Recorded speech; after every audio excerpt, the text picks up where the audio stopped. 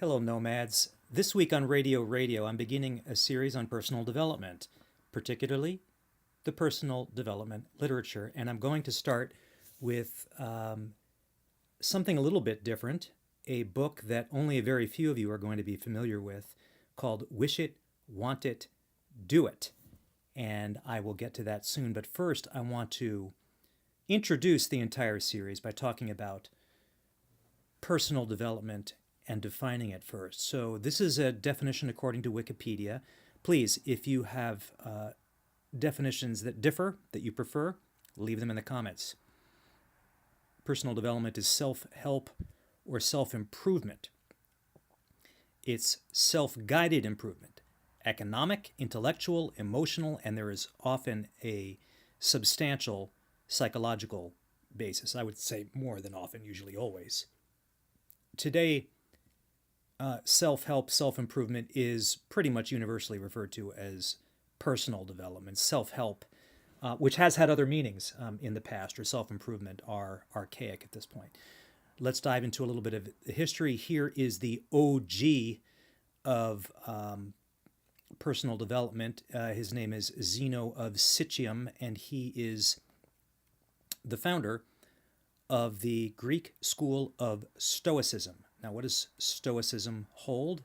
Jason will be all over this. I don't know if Jason watches my videos, but Jason has read a bit of Stoicism. Stoicism holds that one can flourish by means of living an ethical life. And you say, well, geez, I mean, is that so innovative? Well, back in the day when Zeno of Citium lived, yes, it was.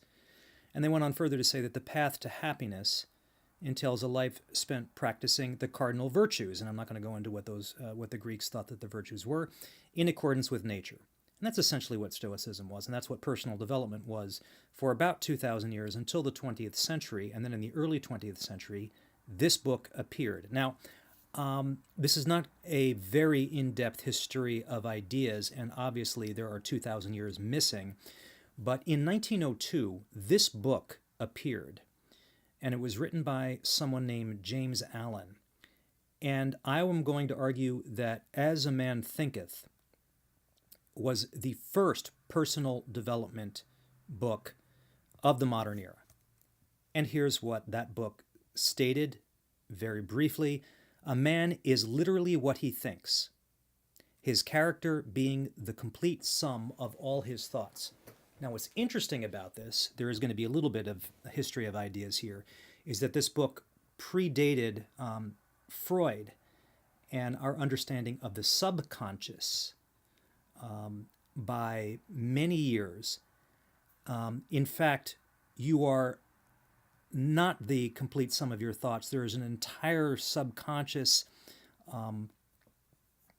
existence that one leads that Allen was not aware of because the development of this idea had not occurred yet.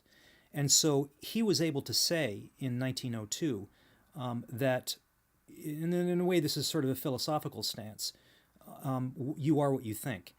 Now, this theme has transmutated by the early 21st century into the concept of manifestation. In other words, your thoughts can manifest things in the physical world, which is let us say, to the very least, a highly questionable concept.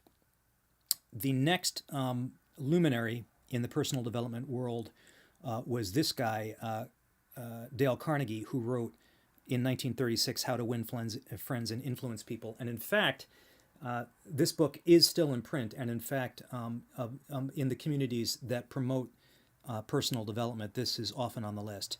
But I would say that particularly in the multi-level marketing world, Carnegie sits in the second chair, and the first chair is occupied by this guy, Napoleon Hill, who in 1937 wrote Think and Grow Rich, which is the intellectual descendant of As a Man Thinketh. So it remained pretty much from 1937 until about 30 to 20 years ago, when there was an absolute explosion of the personal development literature, so much so that the following happens. You know that a phenomenon has become culturally entrenched when comedy television shows begin to make fun of it. And by 2010, this had happened in the form of the program by Seth MacFarlane called Family Guy. By 2010, this was season 9. And episode 6 was called Brian Writes a Bestseller. So who is Brian in Family Guy? Brian is the family dog. He happens to be the arguably the most intelligent member of the family. The baby, Stewie, is probably more intelligent. Everyone else is a blithering idiot. Now, Brian fancies himself as an author, and he has written a novel called Faster Than the Speed of Love, which bombs. And in this episode, the publisher has returned all of the unsold copies of Faster Than the Speed of Love because they can't sell it. And so here's Brian sitting at the kitchen table with the baby Stewie next to him, and he's reading the New York Times bestseller list, and he's noticing that the number one and perhaps several of the books on the number one on the bestseller list are in fact personal development books. So he decides he's going to write his own. And in 3 hours, Brian writes a book called Wish It, Want It, Do It. And it shoots to the top of the bestseller list. So he's quickly become famous, and he hires Stewie the baby to be his agent. So what happens? They appear on the local news. He does a bunch of book signings, and then finally the pièce de résistance is he appears in this live action sequence on the Bill Maher show. And over there on the left is Ariana Huffington, and on the right is the name of a comedian whose name escapes me. So Maher actually has the book, doesn't like it very much, and well, it turns out that there is a gag gift which you can actually buy on Amazon, and I bought Wish It, Want It, Do It, so you don't have to. Here is the frontispiece. It's from the author of Faster Than the Speed of Love, which I don't know if you can get it on Amazon. I suspect you can't. And this was wonderful. There's actually a review page. It's given 3 stars by Us Magazine, which is not hard to achieve. I don't think anybody gets 3 stars from us. I think everybody gets 5. His manager, of course, Stewie, loves it.